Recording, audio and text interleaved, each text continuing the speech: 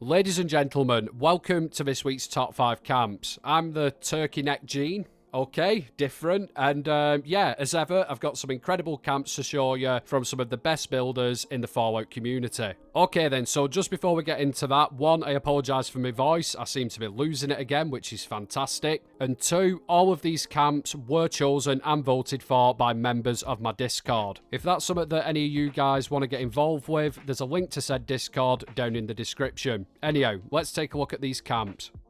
In the number 5 spot this week, and trust me, if I was judging, this would have been a lot higher, it's Voiletu with the McDonald's build. Simply obesity. I think we can all agree this is a pretty cool build, isn't it? I love the M that you've made out the white boxes, and I like the shape of the building as well. It does, in my opinion at least, look like a McDonald's drive-thru. The thing that I liked about this the most, though, is just the ridiculousness of it. I think one of the comments on Voiletu's video sums it up perfectly. Imagine you've just booted the game up for the first time, you're wandering around the wasteland, and you come across a McDonald's. Yeah, it would be rather amusing. Aye, Voiletu, I love the outside of this thing. Like I say, it looks like a McDonald's as well. I think you've done a really good job on it, and it mustn't have been the easiest thing to put together either, especially those overhanging roofs you've got. Now for your interior, I do like it. It looks like a restaurant. However, I would have liked to have seen a bit more junk in there. I think if you would have used the chessboards, if you have them of course, to put down some Nuka-Cola cups or burger trays, whatever, just to make it look a little bit more realistic, I reckon it would have improved the look of the interior. However, that's just my opinion, and I'm not taking anything away from the build. It was really well done.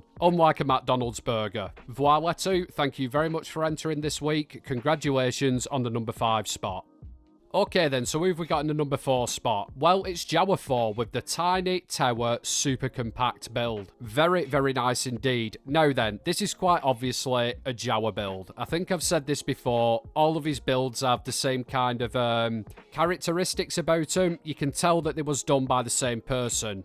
However, I do think this one is a little bit different to the stuff we're used to seeing from Jawa. I'm not gonna lie. This one looks pretty damn sweet. It's probably one of my favourite builds from you, Jawa. Let's just unpack it a little bit. Yep, it definitely lives up to its name. It is most certainly compact. This build has such a small footprint, but there is so much crap shoved into it. I'm a massive fan of that. It makes it look lived in. Now, in terms of the design of the place, you know me by now, guys. I like my scrappy kind of stuff, and this one ticks all the boxes. As I've already mentioned, guys, the inside and the outside of it is packed to the rafters with decor. It looks fantastic, but the overall structure looks really good itself. It's got that thrown together steaming power crap vibe about it, and that is simply lovely. Jawa 4, thank you very much for entering this week. Congratulations on the number 4 spot. Coming in at number 3, we have Light Moon Roy Boy with the converted fire station build. And you know what, Moon? I'm actually impressed. You've held back on the obscure building materials and whatnot and done something conventional. Fair play, bud.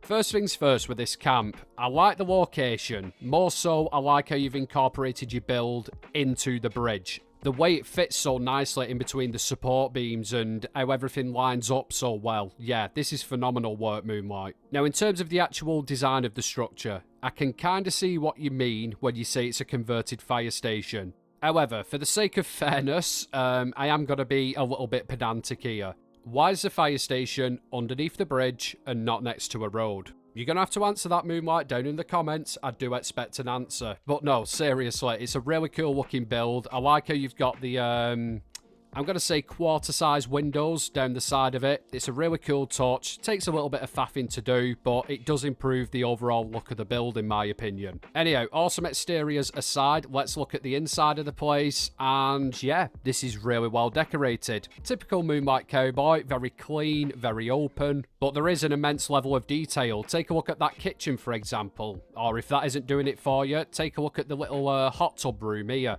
Simply lovely. Oh, and take a look at that little recessed sign that he's made up there as well. That's a nice touch. Overall, Moonlight, very cool camp. I like the design of it. I like what you've done with it. Yeah, other than the weird placement underneath a bridge, it's a really awesome camp, this. Thank you very much for entering this week. Congratulations on the number 3 spot.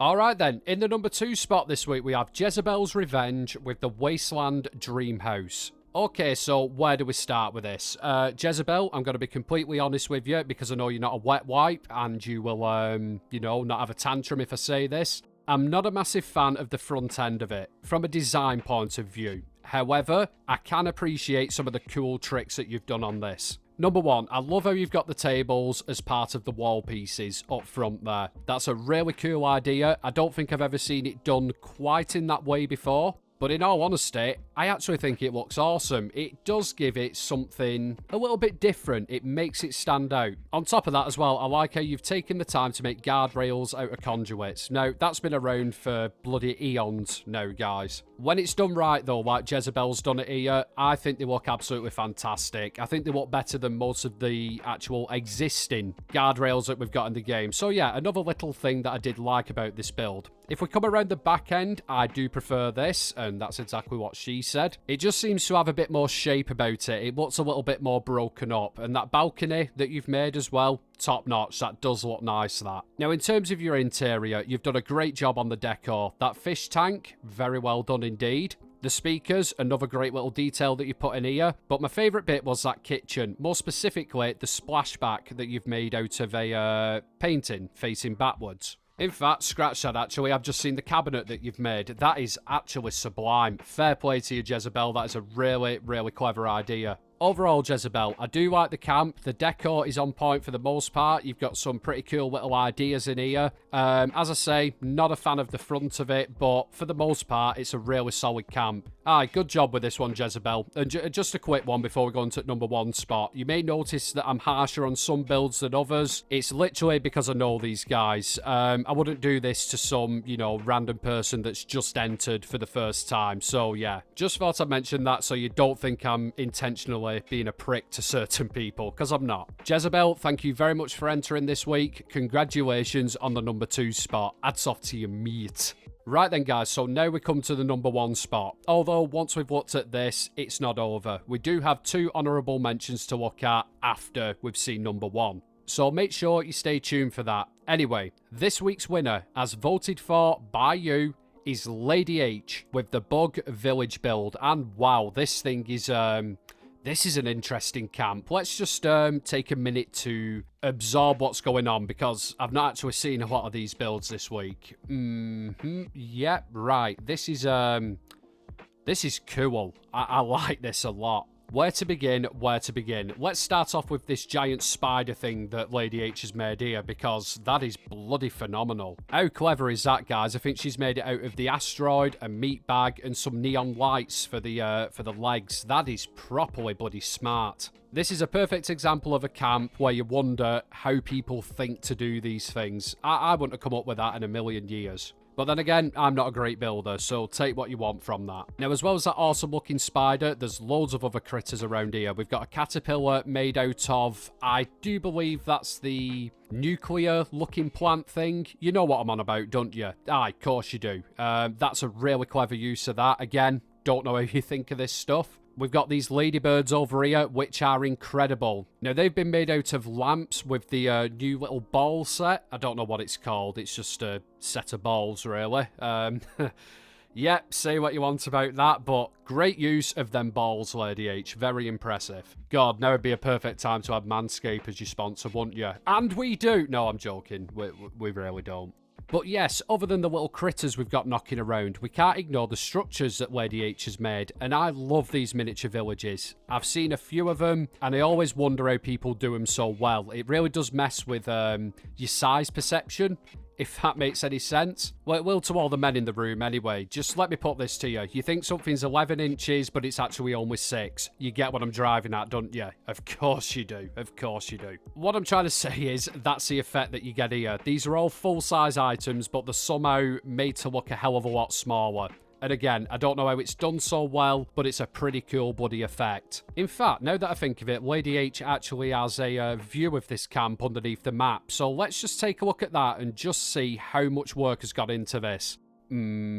Yeah, by my expert calculations, I think that this took roughly, I'd say, too bloody long. As you can see for yourselves, guys, there is a lot of work that's gone into this. Lady H, thank you very much for entering this week. Congratulations on the number 1 spot. More than well deserved. And that, ladies and gentlemen, wraps up the top 5 camps. As I mentioned, though, we do have 2 honourable mentions, so why don't we take a look at them? Okay then, so our first honourable mention goes to Fluffnera with the bookstore and coffee shop camp. And I don't think I need to mention the greatness of this location, do I? Of course I don't. I've said it 87,000 times before. Exterior-wise, I think you've done an alright job with it. I like how you've gone for a bit of a different shape than the usual camps that you see in this location. And the decor that you've put down, including in that little porch area, absolutely fantastic. Looks well. Not a bad effort on the outside. Let's stick our noses into the interior. And right, okay then. The bookstore side of it, I think you would have been better using magazine stands. I know why you've not done it, because these are a bit more... well, they're a bit more bookshelfy, aren't they? It just looks a little bit too empty, in my opinion. Now, on the coffee shop side of things, though, fantastic. I think you've done a decent job of filling this up. I like the little kitchen area you've got at the back. And yeah, overall, Fluffnera, to be straight up with you, I think you've done an alright job with this camp. It's not a bad looking build at all. Thank you very much for entering. Congratulations on the honourable mention. So now we come to our second honourable mention, and this is the Treehouse Village by Buzz Killington, and it's based on a tutorial made by Aussie Kitty Cat. Right off the bat, I don't think I have to explain to you guys, this is a tricky one to make, especially with the treehousey bit there. To get them to sit against a tree nicely, it's no easy feat. So yeah, kudos to Buzz for actually pulling that off so smoothly.